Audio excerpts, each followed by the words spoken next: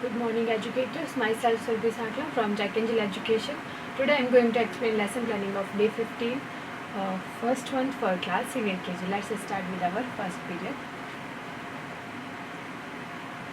आज के जो हमारा फर्स्ट पीरियड है उसमें हम ले रहे हैं राइम यानी कि कविता, जिसका टाइटल है दादा दादी का खेत। और इसमें जो मटेरियल रिक्वायरमेंट रहेगी वो है, अगर आपके पास में स्मार्ट बोर्ड है तो आप म्यूज़िक के साथ में राइम को यहाँ प्ले कर सकते हैं। अदरवाइज़ आप चाहें तो ब्लूटूथ स्पीकर का भी यूज़ कर सकते हैं। लिंक हम आपको राइम का डिस्क्रिप्शन में अवेलेबल करवा देंगे। उसके साथ ही आप बच्चों से बोलें कि वो अपनी राइम की बुक का पेज नंबर ओपन करें, पेज नंबर 14। और राइम्स में दिए गए कैरेक्टर्स, जो स्टोरी राइम के जो कैरेक्टर्स है वो हमने cutouts as a flash cards जैसे हम तैयार करते हैं, इस तरह से हमने इनको प्रिपेयर किया है। तो आप भी चाहें तो इस तरह से कटआउट्स प्रिपेयर कर सकते हैं। जो पशु पक्षी हमारी कविता में आ रहे हैं उनको हमने लिया है ताकि जब हम बच्चों से इनके बारे में बात करें तो उन्हें इनकी जानकारी हो। ठीक है, तो अभी कविता शुरू करने से पहले आप बच्चों से पूछेंगे, राइम के बारे में एक जनरल बातचीत करेंगे, उनसे बात करें कि क्या वो कभी खेत में गए हैं। और यहाँ पे कैरेक्टर्स में दादा दादी है, खेत है और बाकी पशु पक्षी है। तो एनिमल्स के बारे में, बर्ड्स के बारे में जो इनमें दे रखे हैं, उनका कलर क्या है, उनका फेवरेट फूड क्या है और उन्होंने अपने आसपास में उन्हें कहाँ देखा है और उनका साउंड कौन सा है, क्या बच्चे वो आपको बोल के बता सकते हैं। इस तरह से आप उन्हें इनसे इंट्रोड्यूस करवाइए। उसके बाद हम राइम की शुरुआत करेंगे। चलो म्यूज़िक आप प्ले करेंगे और उसके बाद आप राइम को शुरू करेंगे। आप और आपके को टीचर दोनों ही वॉइस मॉड्यूलेशन और एक्शन के साथ में राइम को कीजिएगा। दादा दादी के खेत में सब देखने गए। तो यहाँ आप बच्चों से पूछ सकते हैं कि दादा दादी के खेत में सब क्या देखने गए। दादा दादी ने शलगम लगाया। और बच्चों से कहें कि जब आप राइम को पहले एक लाइन आप बोलेंगे, उसके बाद बच्चों को आपको रिपीट करना है। ठीक है। एक बड़ा शलगम कोई खींच न पाया, एक बड़ा शलगम कोई खींच न पाया, वहाँ कितने ही पशु पक्षी रहते, सुनो सुनो क्या कहते, वहाँ कितने ही पशु पक्षी रहते, सुनो सुनो क्या कहते, भौं भौं करते कुत्ता आया। जब यहाँ पे एनिमल्स की बात आए तब आप इन कार्ड्स को लें और इस तरह से बच्चों को दिखाते हुए उनसे पूछें, भौं भौं करते कुत्ता आया, कि बच्चों ये कैसे बोलता है, इसका साउंड क्या है।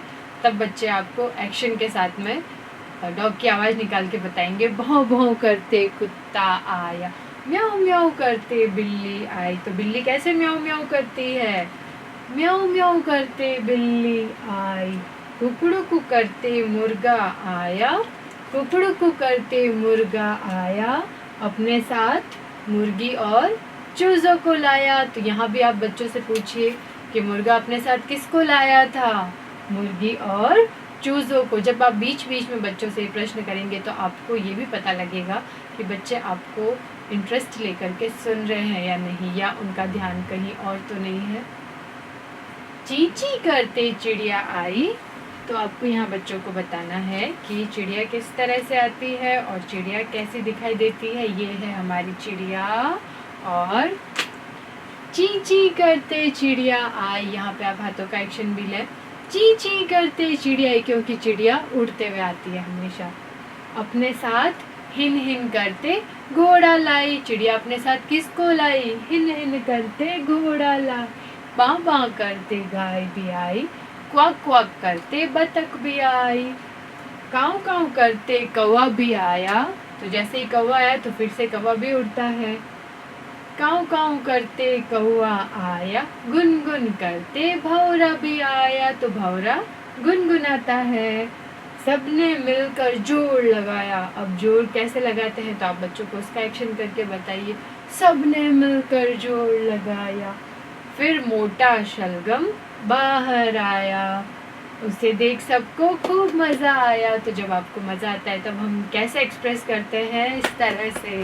तो आप थोड़ा सा टैप भी करें, जंप भी करें और क्लैपिंग के साथ बच्चों से भी करवाएं। इसके बाद आप राइम को बच्चों के साथ में भी रिपीट करें और उनसे बोलें कि वो घर जा कर के अपने घर पे भी मम्मी पापा दादा दादी सबको ज़रूर सुनाएं। ठीक है। नेक्स्ट है हमारा लैंग्वेज टाइम। आज के लैंग्वेज टाइम में हम ले रहे हैं हिंदी का स्वर ऐ।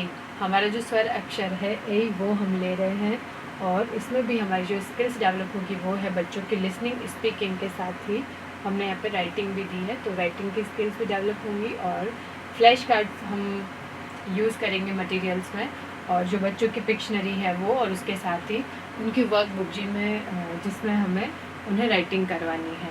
ठीक है।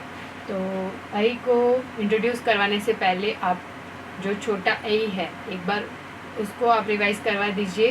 पहले स्वर अक्षर अ से लेकर के ए तक एक बार आप करवाएं, उसके बाद ऐ को इंट्रोड्यूस करवाएं। बच्चों से पूछें कि ये कौन सा स्वर अक्षर है, बच्चे बताएंगे आपको ये ऐ है। और फिर आप उनको पहले आप राइम सुनाएंगे, तो बच्चे जब बुक ओपन कर ले तो आप उनको साथ साथ कविता बोलने के लिए बोलें। पहले आप बोलेंगे और उसके बाद बच्चे आपको रिपीट करेंगे। ऐ से ऐनक, ऐ से एप्रिल, पहन बनाती नानी बैंगन। और अब आपके पास अगर फ्लैश कार्ड आपने तैयार किया है, ये है हमारा ऐ का फ्लैश कार्ड। ये आपको बच्चों को दिखाना है और उसे कनेक्ट करते हुए बच्चों को बोलें कि ये आपकी बुक का ऐ है। अब आप इन वर्ड्स को बोलेंगे और बच्चे उन पे फिंगर रख के आपको बताएंगे। ठीक है। तो पहले ये सारे वर्ड्स आप एक बार बच्चों को दिखाएं, अपनी बुक से उनको मैच करवाएं कि आई एप्रिल, आई एरावर, आई एम्बुलेंस, आई नग। इस तरह से हर एक वर्ड को आप बच्चों से बुलवाएं, देखें कि वो सही से प्रोनाउंस कर पा रहे हैं या नहीं, या जब भी बच्चे उस पर फिंगर पॉइंट कर रहे हैं तो वो सही पिक्चर पे पॉइंट कर रहे हैं या फिर दूसरी पिक्चर पे पॉइंट कर रहे हैं। इस बात का खास ख्याल रखें। और साथ ही साथ आप ऐ को ब्लैक बोर्ड पर लिख लें, ताकि बच्चों को जब आप राइटिंग करवाएंगे तो उसके स्टेप्स उनको सिखाने में ईजी रहेगा। तो आप ऐ को इस तरह से 5 लाइन्स आप बोर्ड पे ड्रॉ कर लीजिए और ऐ को उस पर बनाएं और चारों स्टेप्स बच्चों को बताएं कि ऐ उनको किस तरह से ड्रॉ करना है। जब आपका ऐ प्रिपेयर हो जाए तो आप भी अपनी फिंगर से ऐ को बोर्ड पे ट्रेस करेंगे और आप बच्चों से बोलें कि वो अपनी बुक में दिए गए ऐ के ऊपर फिंगर ट्रेसिंग करेंगे।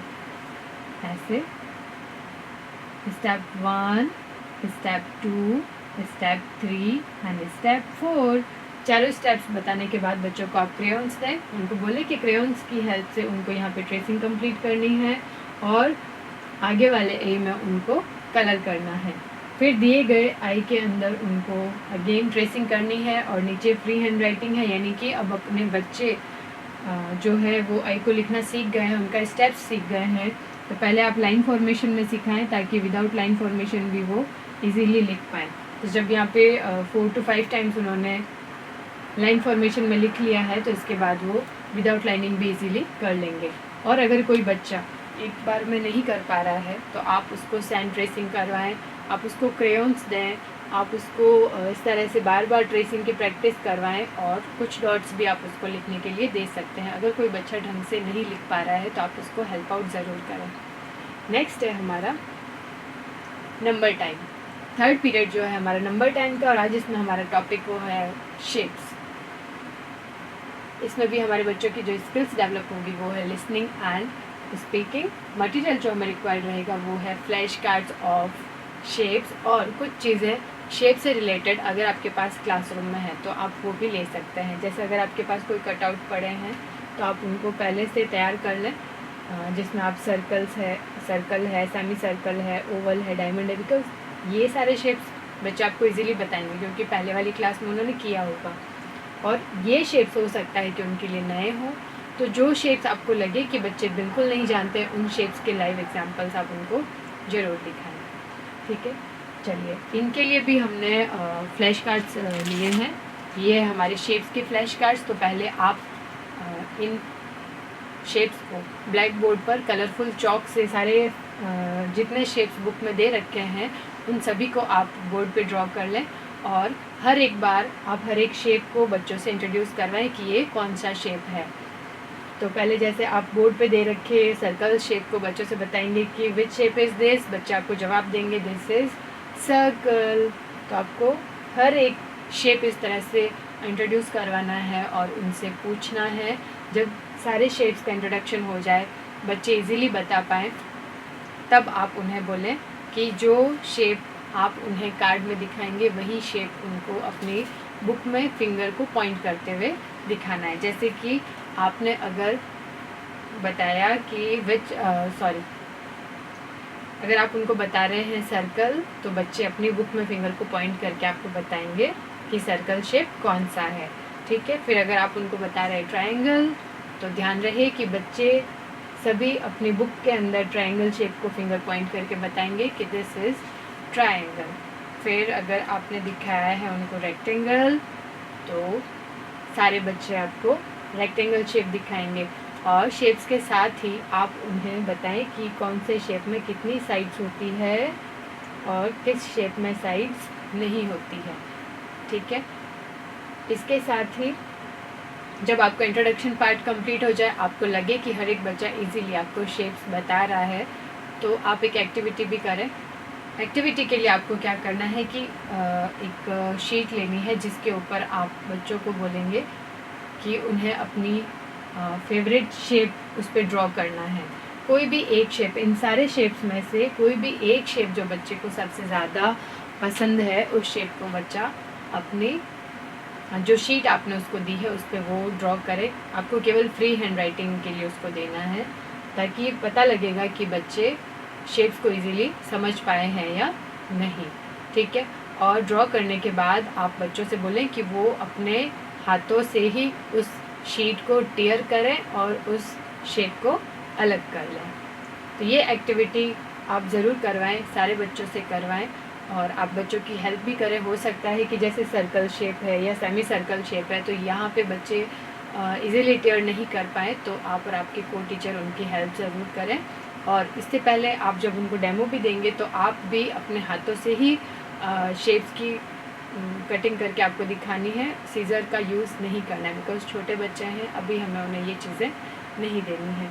इस तरह से आप शेप्स का रिवीजन करवाएंगे बच्चों को। चलिए, नेक्स्ट है हमारा लैंग्वेज टाइम। तो आज के लैंग्वेज टाइम में हम ले रहे हैं वॉवल्स आई एंड ओ, और इसमें जो बच्चों की स्किल्स डेवलप होगी वो है लिसनिंग एंड स्पीकिंग। और जब हम आई और ओ की बात कर रहे हैं, तो ए और ई हम पहले करवा चुके हैं, बिकॉज वॉवल साउंड 5 होते हैं और विदाउट वॉवल्स हमारे बच्चे रीडिंग नहीं सीखेंगे। इसीलिए अभी हमें इनिशियली केवल उनका साउंड उन्हें इंट्रोड्यूस करवाना है, उसको यूज़ करना हम आगे सिखाएंगे। ठीक है। तो हमें बच्चों से बताना है कि इनका प्रोनाउंसिएशन कैसे होता है, आई को कैसे प्रोनाउंस करना है जब ये स्टार्टिंग में होता है वर्ड के, या फिर जब वर्ड के मिडल में होता है तब भी उनको कैसे यूज़ करना है। तो अभी जब आई और ओ हम उन्हें सिखा रहे हैं, तो उससे पहले हमें ए और ई का उनको रिवीजन करवाना है। ठीक है। तो आप अपनी पिक्शनरी में ए और ई वॉवल साउंड को एक बार उन्हें रिवाइज करवाएं, बच्चों से पूछें और देखें कि क्या वो उन्हें ठीक से प्रोनाउंस कर पा रहे हैं। अगर नहीं तो आप उनकी हेल्प करें, उसके बाद आप नया उनको इंट्रोड्यूस करवाएंगे। ठीक है। तो यहाँ पे हमने लिया है vowel sound I and vowel sound O. तो वॉवल्स कौन कौन से होते हैं, फिर से आप बच्चों को रिवाइज करवाएंगे। ए, ई, आई, ओ, यू। और आई से शुरू होने वाले कुछ जो शब्द है, कुछ जो वर्ड्स है, वो है आई आयरन, आई आइस क्यूब, आई आइसक्रीम, आई आइलैंड, आई इग्वाना। अब हो सकता है कि कुछ बच्चे आपसे यहाँ सवाल करें कि मैम यहाँ पे तो एस भी दे रखा है, तो ये स्पेलिंग हम कैसे रीड करेंगे। तो आपको उन्हें बताना है कि एस जो है वो साइलेंट है यहाँ पे, इसीलिए आई लैंड। इस तरह से उन्हें प्रोनाउंसिएशन करेक्ट करवाएं। और जब आई जो है वर्ड के मिडल में लगता है, तो उसका साउंड कैसे होता है, tin, skin, slide, kid and डिग। तो ये था हमारा आई साउंड। और आप चाहें तो इनकी कुछ कार्ड्स भी यूज़ करें, और कार्ड्स के साथ में बच्चों को मैचिंग की एक्टिविटी भी करवा सकते हैं, और आपको पता लगेगा कि बच्चे साउंड्स को इजीली समझ पाए हैं या नहीं। इसके लिए आपको ए साउंड के कुछ वर्ड्स की कार्ड्स और ई साउंड के वर्ड्स के कार्ड्स आई और ओ के साथ मिक्सअप करने हैं और उसके बाद उन कार्ड्स को आप स्प्रेड कर दीजिए और बच्चों से कहें कि जो इमेज वो यहाँ देख रहे हैं उस साउंड से रिलेटेड कार्ड को उन्हें ला करके बुक में मैच करना है। ठीक है, फिर है हमारा ओ साउंड। ओ साउंड में जैसे ओ स्टार्टिंग में लगता है और ओ मिडिल में भी लगता है, तो ओ को आप कैसे प्रोनाउंस करेंगे और यहाँ पे शब्दों को जैसे बोलना है तो आप उन्हें अच्छे से प्रोनाउंस करवाएंगे। ओ ऑलिव, ओ अनियन, ओ ऑरेंज, ओ आउल, ओ ऑक्सन। और अब है हमारे वर्ड्स जो मिडिल में लगे हुए हैं, like frog, top, mop, boat, hot. इस तरह से और दोनों में डिफरेंस भी आप बच्चों को समझाएं कि आई जब भी बोला जाता है तो आई और इस तरह से करके दोनों साउंड अलग हो जाते हैं। जब आई स्टार्टिंग में लगता है तो आई भी बोला जाता है और मिडिल में लगता है तो ए भी बोला जाता है। तो आई एंड ए, तो ये दोनों साउंड किसके हैं? आई के हैं।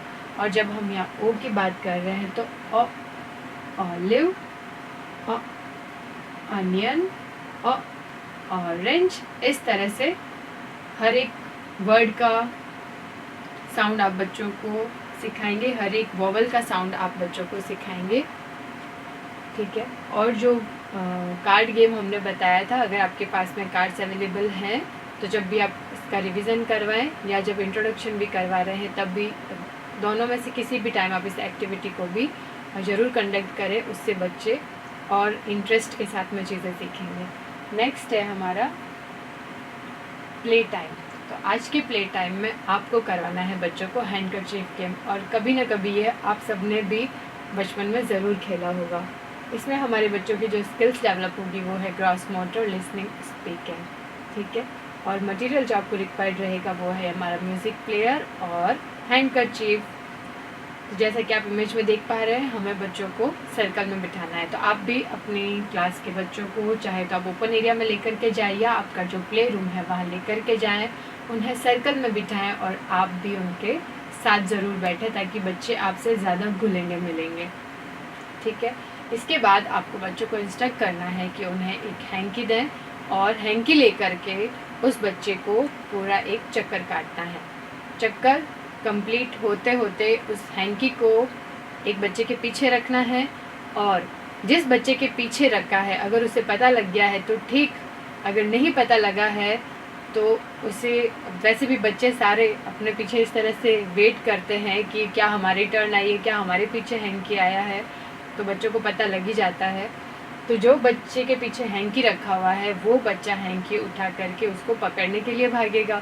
अगर हैंकी रखने वाला बच्चा सर्कल कंप्लीट करके उसकी जगह पे आकर के बैठ जाता है तो वो विनर होगा।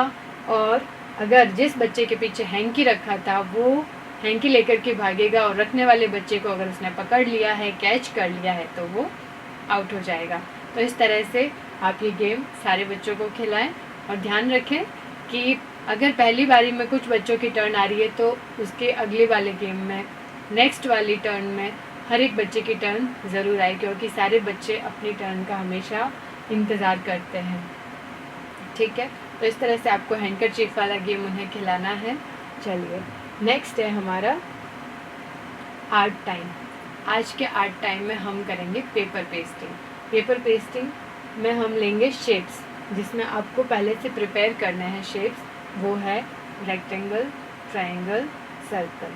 ठीक है, और इसमें जो हमारे बच्चों की स्किल्स डेवलप होगी वो है फाइन मोटर एंड ड्राइंग की। और मटेरियल जो आपको रिक्वायर्ड रहेगा वो है कलरफुल पेपर्स, जिनकी कटिंग्स आपको करके पहले से प्रिपेयर कर लेने हैं अपनी क्लास की स्ट्रेंथ के अकॉर्डिंग।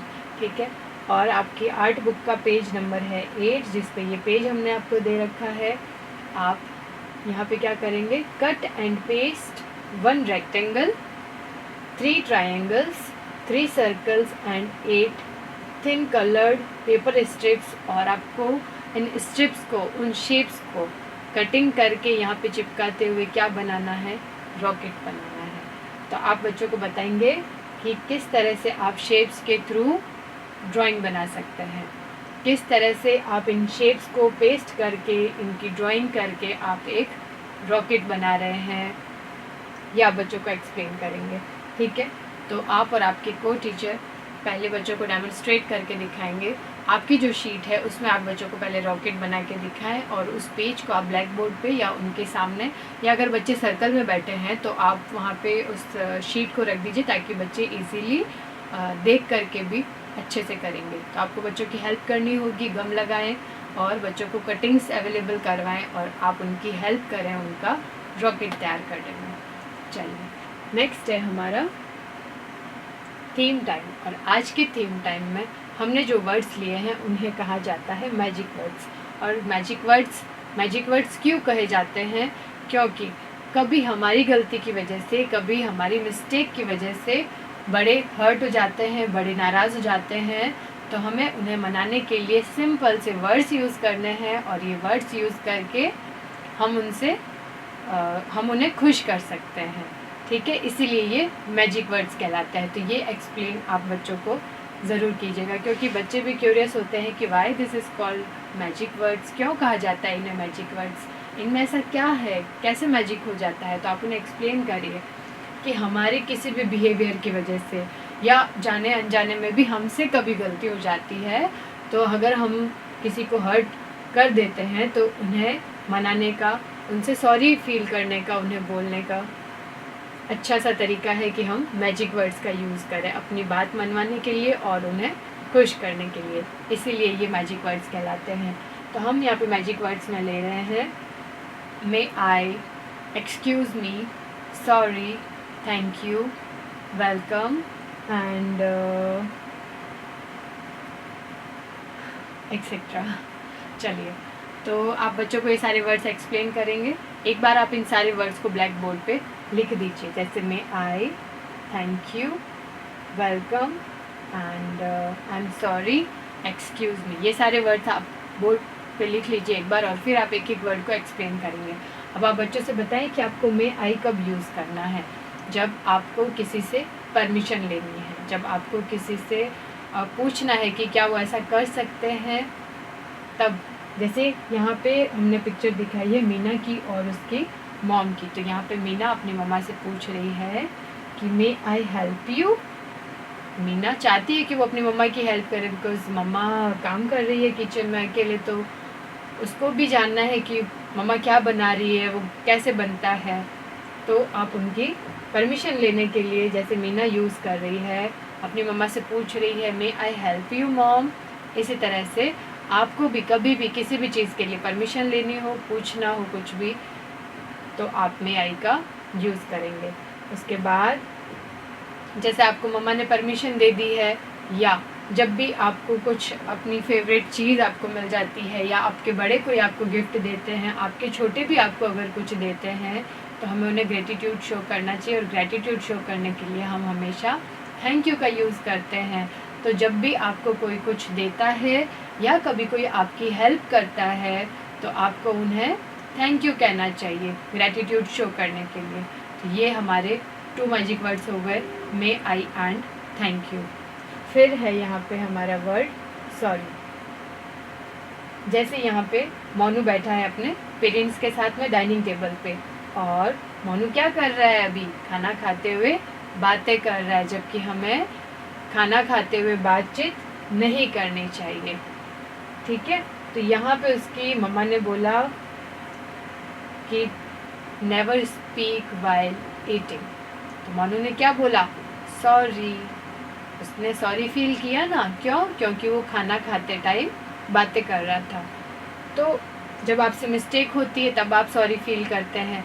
और जैसे अगर आप कहीं से जा रहे हैं, आपसे गलती हो गई, कोई हर्ट हो गया अनजाने में, किसी को धक्का लग गया या कुछ भी ऐसा हुआ जिससे सामने वाला हर्ट हो गया है, तो उस टाइम भी आपको सॉरी बोलना है उसे, ताकि सामने वाला खुश हो जाए, उसको लगेगा कि आपने अपनी मिस्टेक को एक्सेप्ट किया है, एडमिट किया है ना। और जब हम अपनी गलती को एक्सेप्ट कर लेते हैं तो वो हमारी गलती नहीं रह जाती है और सामने वाले खुश हो जाते हैं।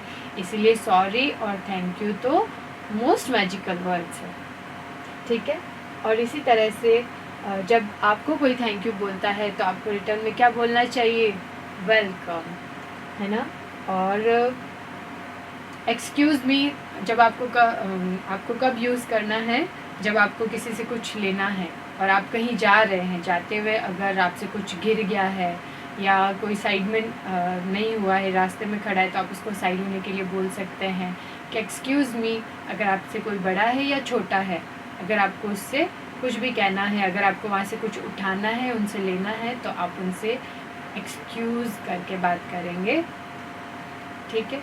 ये थे हमारे मैजिकल वर्ड्स में आई। कब यूज़ करना है, जब आपको किसी से परमिशन लेनी है। आपको थैंक यू कब यूज़ करना है, जब आपको कोई कुछ देता है, जब आपकी कोई मदद करता है, तो आपको ग्रैटिट्यूड शो करने के लिए थैंक यू बोलना है। और जब आपसे कोई मिस्टेक हो जाती है या अनजाने में आपसे कोई हर्ट हो जाता है, तो हमें कौन सा वर्ड यूज़ करना है, सॉरी, ठीक है। फिर है एक्सक्यूज़ मी। तो अगर आप कहीं जा रहे हैं, किसी को साइड होने के लिए बोलना है या किसी से कुछ चाहिए, तो आप पहले उनसे एक्सक्यूज़ मी बोलेंगे, उसके बाद उनसे बोलेंगे कि please can you do this. इस तरह से ये हमारे मैजिकल वर्ड्स है, इन्हें यूज़ करके आप बड़ों को खुश कर सकते हैं। चलिए, नेक्स्ट है हमारा रिफ्लेक्शन टाइम। तो आज के रिफ्लेक्शन टाइम में हमें पूरे दिन की एक्टिविटीज़ को बताना है कि आज हमने क्या क्या किया था। तो आप अपने बच्चों से जैसे बात करते हैं उन्हें एक्सप्लेन करेंगे कि सबसे पहले आज उन्होंने आकर के क्या किया था, राइम सीखी थी, और राइम का टाइटल क्या था, दादा दादी का खेत। अब उसमें कौन कौन से कैरेक्टर्स थे, कौन बताएगा। फिर आपको बच्चे उन एनिमल्स के, बर्ड्स के नाम बताएंगे, आप उनसे एक बार उनका साउंड बुलवाएं, उनका एक्शन करवाएं और इस राइम को एक बार ज़रूर रिपीट करें। फिर था हमारा लैंग्वेज टाइम, और लैंग्वेज टाइम में हमने क्या सीखा था, स्वर ऐ। तो स्वर ऐ से शुरू होने वाले शब्दों का उच्चारण करवाएं और उसकी कविता बुलवाएं। फिर था हमारा नंबर टाइम। नंबर टाइम में हमने क्या सीखा था, नंबर टाइम में हमने शेप्स सीखे थे, शेप्स का रिवीजन किया था। शेप्स कौन कौन से थे, तो फिंगर टिप्स पे आप उनको सारे शेप्स एक बार रिवाइज करवा दें। फिर थे हमारे वॉवल्स। तो वॉवल्स में ए और ई का रिवीजन किया था और आई और ओ का इंट्रोडक्शन था, और इनसे शुरू होने वाले शब्दों में इनका साउंड कैसा होता है और जब मिडिल में होता है तो इनका साउंड कैसा होता है, वो एक बार फिर से आप डिफ्रेंशिएट करते हुए अच्छे से प्रोनाउंसिएशन करवा दें। फिर था बच्चों का प्ले टाइम, और प्ले टाइम में क्या किया था बच्चों ने, आज हैंडकरचीफ वाला गेम खेला था। आप उनसे पूछिए कि उन्हें अच्छा लगा या नहीं। और फिर था उनका आर्ट टाइम, और आर्ट टाइम में आज क्या किया था बच्चों ने, जो शेप्स सीखे थे उन शेप्स की उन्होंने यहाँ पे पेस्टिंग करते हुए, कटिंग की हेल्प से उन्होंने एक रॉकेट तैयार किया था अपनी आर्ट बुक में। फिर था थीम टाइम, और थीम टाइम में क्या सीखा था बच्चों ने आज, मैजिक वर्ड्स। और मैजिक वर्ड्स कौन कौन से होते हैं और उनसे क्या होता है, ये आप उन्हें एक बार रिमाइंड ज़रूर करवाएं और उनसे कहें कि वो घर जा कर के अपने पेरेंट्स को इन सब के बारे में ज़रूर बताएं। नेक्स्ट है हमारा, चलिए, I hope you like the video. Thank you.